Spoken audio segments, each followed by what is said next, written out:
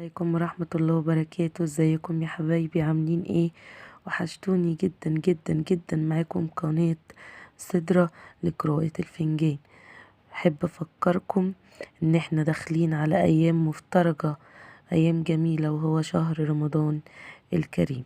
ربنا يا رب يجعلها كلها ايام فرح وهنا وسعادة، ويعود علينا الايام بخير. سيب لكم رقم تحت الفيديو، رقم للقراءات الخاصة للواتساب، اللي محتاج اي حاجة يخش يكلمني في اي وقت وانا هرد عليه على طول. يا ريت قبل ما نبدأ الفيديو ما ننساش نسمي الله ونصلي على النبي في الكومنتات، واكتبوا لي انتوا بتتابعوني من اي بلد. كومنتاتكم بتفرحني كتير. النهارده معانا برج حلو قوي قوي قوي، اللي هو برج القوس. تعالوا النهارده نشوفوا حظ برج القوس بيقول ايه. بسم الله بسم الله بسم الله. يا برج القوس، قلبك فاضي، مش عارف يحب تاني، مش عارف يثق في حد تاني، مش قادر يعني يدي ثقة لحد. في 3 حاجات انت مخير ما بينهم ومحتار تختار انهي حاجة فيهم.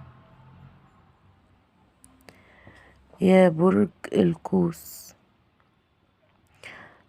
القطة مش حلوة، في شخص مش حلو في حياتك، شخص هو كبير، يعني الشخص ده شخصية كبيرة كسن او كمقام، بس مش حلوة.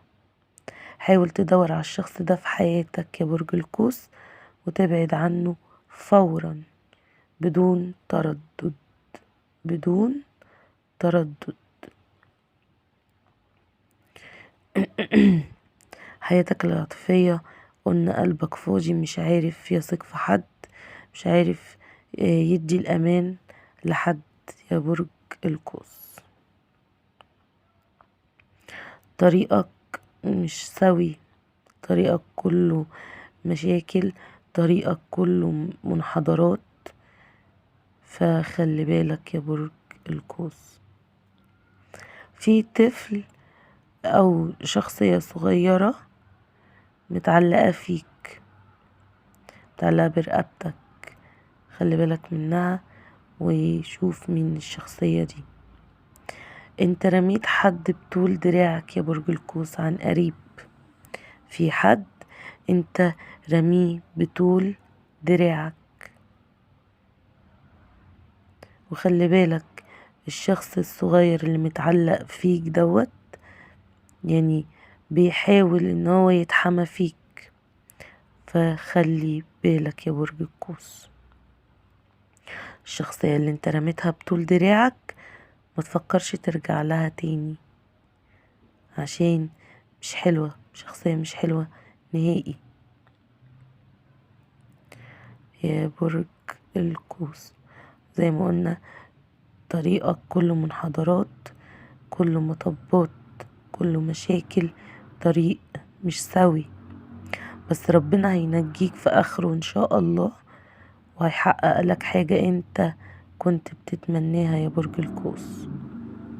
هيحقق لك حاجة انت كنت بتتمناها، كنت مستني حاجة انت كنت مقدم عليها، وكنت مستني الموافقة فيها بفارغ الصبر. ان شاء الله بمشيئة الرحمن ربنا هينصرك فيها.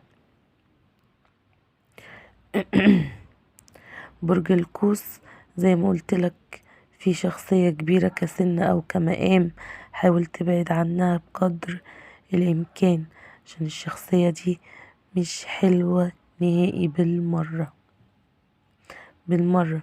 في حد واقف لك على حيط 24 ساعة، سند لك في حياتك، اللي هو بمعنى صح بيرمي ودنه عليك. الشخصية دي خلي بالك منها برضو يا برج القوس. في حاجة حلوة قوي في الفنجان بتاعك، في حد بيجيب لك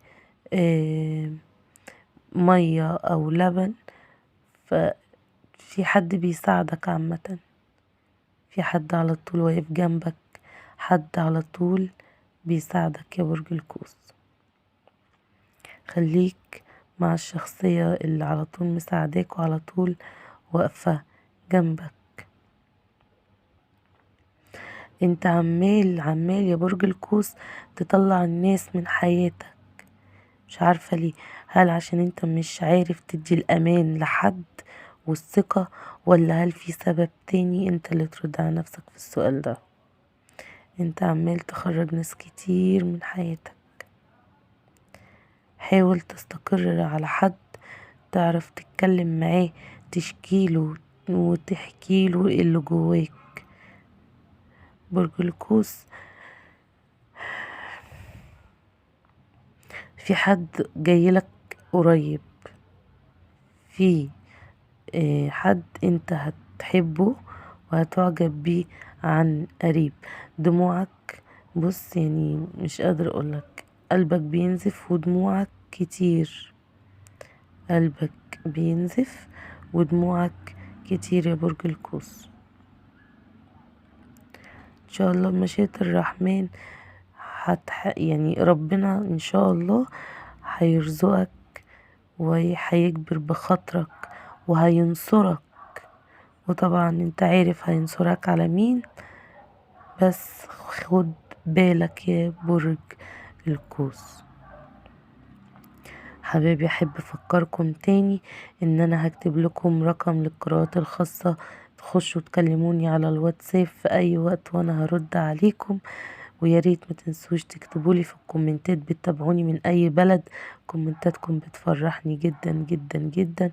وعرفوني محتاجين برج ايه المرة الجاية، وهتوحشوني. كان معاكم قناة سدرة لقراية الفنجان، والسلام عليكم ورحمة الله وبركاته.